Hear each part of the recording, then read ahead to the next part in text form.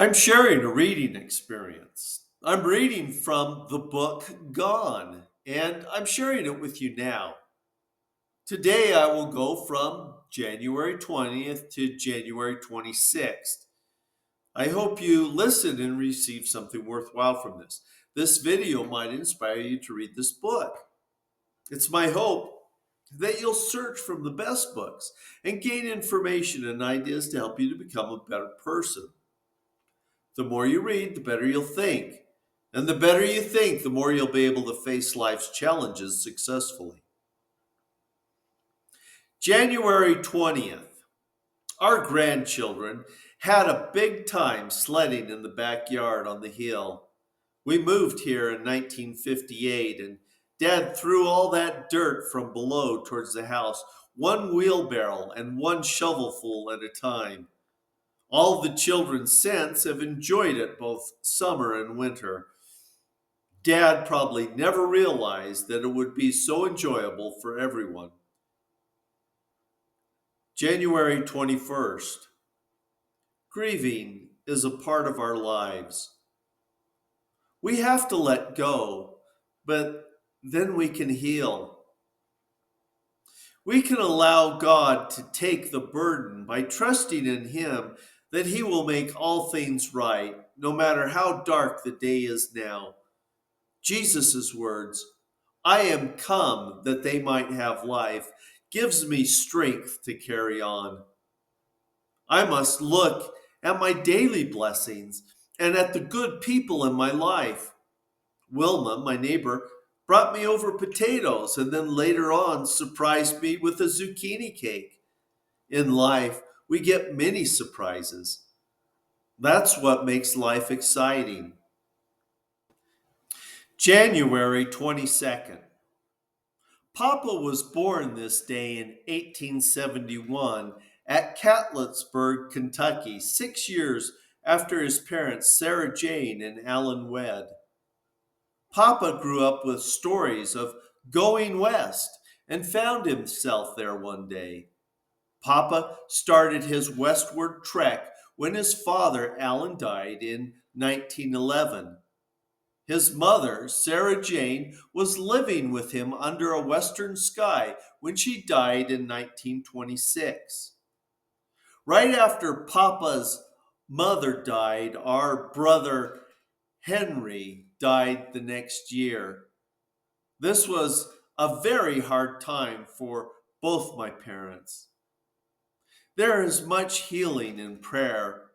I sometimes think that my situation is unique and no one else knows what I'm going through. But I know there is at least one who knows. Dear Jesus, help my unbelief. Mama used to sing, we should never be discouraged. Take it to the Lord in prayer, and always things seem to work out. January 23rd.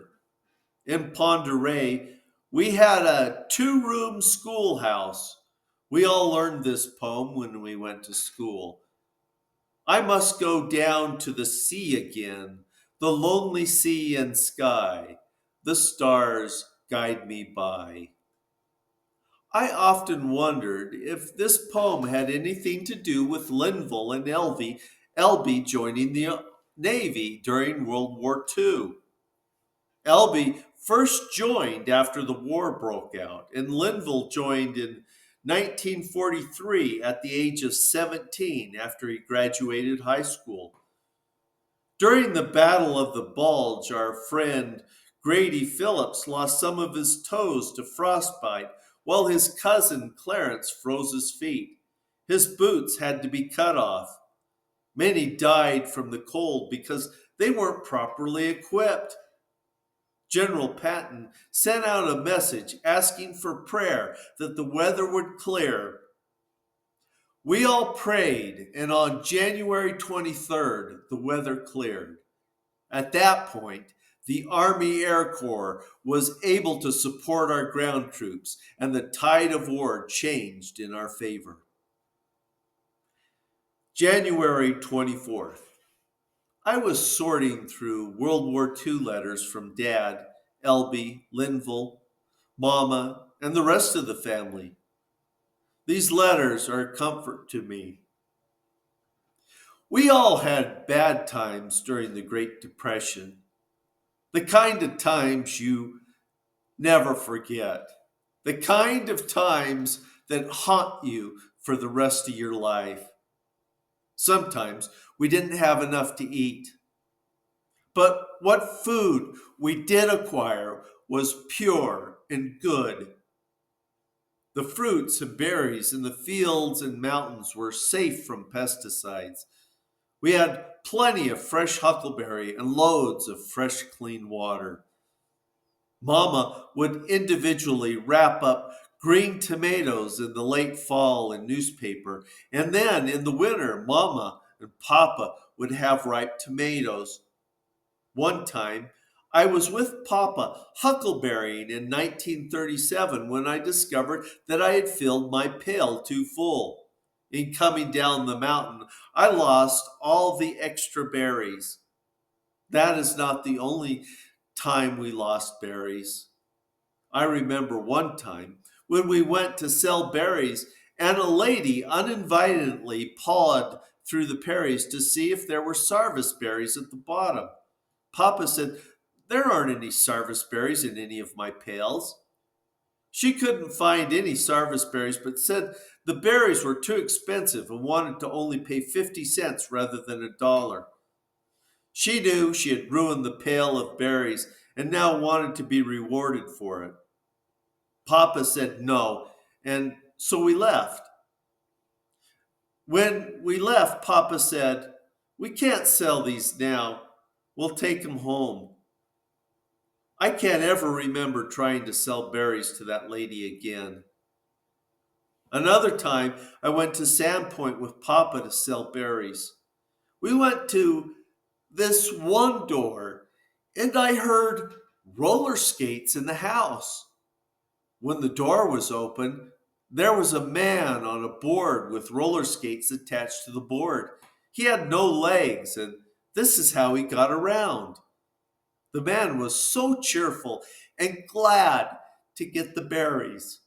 That man, whoever he was, has always been an inspiration to me. I learned a lot of things in the huckleberry business. Not very many people did what we were doing back then. We were one of the first. Now it's big business.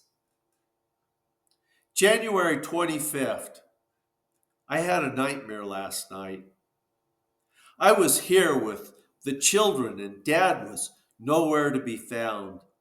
Someone started banging on the back door. I opened the foyer to look at the back door, but I couldn't see anyone. So then I opened the back door to the garage. All of a sudden, a large man with very dark hair grabbed me around the waist with one arm and carried me to the kitchen.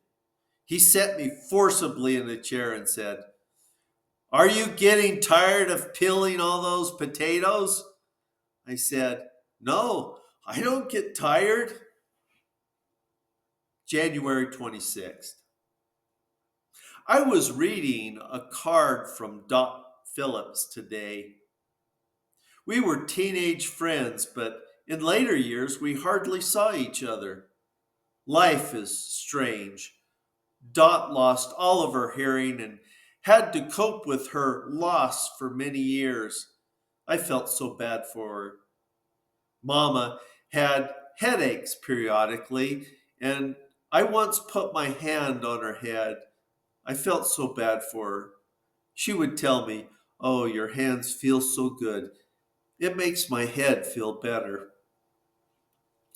I can't get the dream I had last night out of my head. My dream began with a 16-year-old girl and some children that were playing in the yard over at the Bingham's old place. This 16-year-old girl came to the door and asked if the children could come out to play. I said, yes, that would be all right. Then I began wondering why I had said that because dinner was almost ready. And then I saw a small girl that looked like she might fall into the irrigation ditch. So I started to panic and decided that washing my hair would make me feel better. In my dream, everything was in a muddle while I was trying to wash my hair. I had used too much shampoo and there were suds everywhere. As I was washing my hair, someone was trying to hurt my son. Brian had gained the favor with a foreigner. Then they both came up with the idea to tie my other son up to a tree and throw hatchets at him, and whoever stuck him with the hatchet would be the winner. I looked and saw a hatchet blade heading for my son's torso.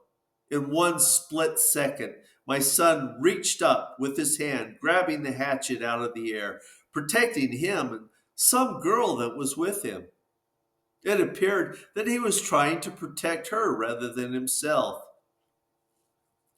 Later, the foreigner came to the kitchen where Brian was studying and said, "What shall we do next?"